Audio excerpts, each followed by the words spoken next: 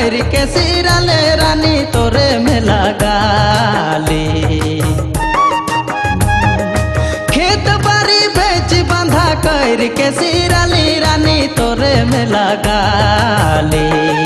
रोज रोज घर में तो झगड़ा करले रानी बिरिंग बिरिंग मुके कांद वाले रानी बिरिंग